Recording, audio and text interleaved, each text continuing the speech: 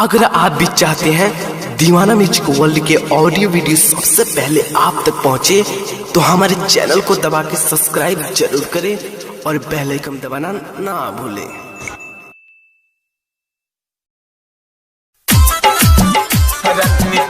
तुहरी भाई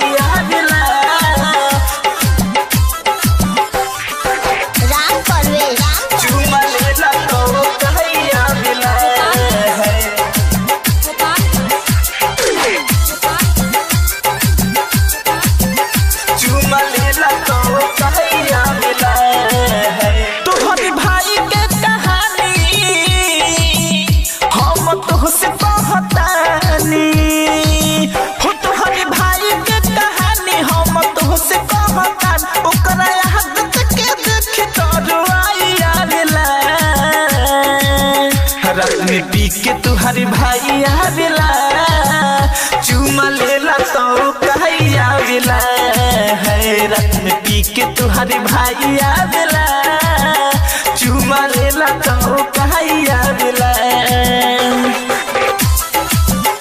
रात में पी के तुहरी भाई आवेला। राधा डिजिटल रिकॉर्डिंग स्टूडियो समाचार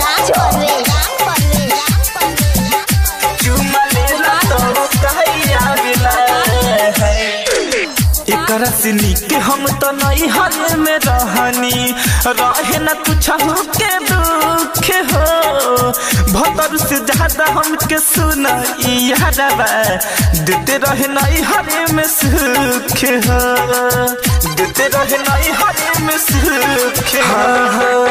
एक रसनी के हम तो नहीं हर में रहनी रहे न कुछ के दुख हो भतर से ज्यादा हमके सुना यारबा देते रहे नहीं हर में सुख हो। इनका के कोई से डांटी ज्यादा एको दिन न बाकी इनका के कोई से डांटी जाला एको दिन न बाकी दिन में सोच ले ये बात तो भाई आवेला। रात में पी के तुहरी भाई आवेला चुमा लेला तो कहीं आवेला है। रात में पी के तुहरी भाई आवेला चुमा लेला तो कहीं आवेला। रात में पी के तुहरी भाई आवेला।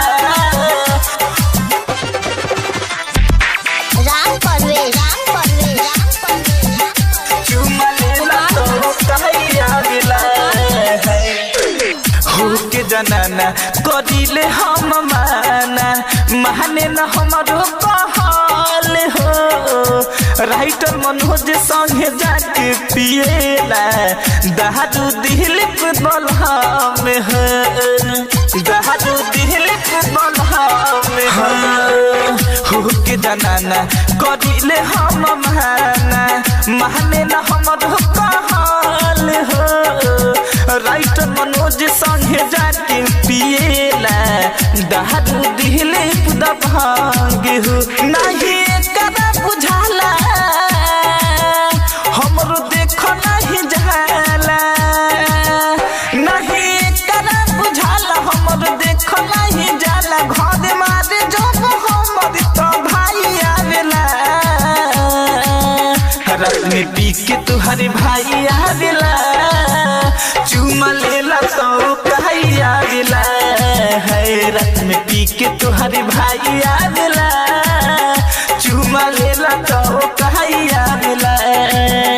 तुहरी भाई के कहानी हम तो से कहता ओकरा याद के देख तो आई आवेला।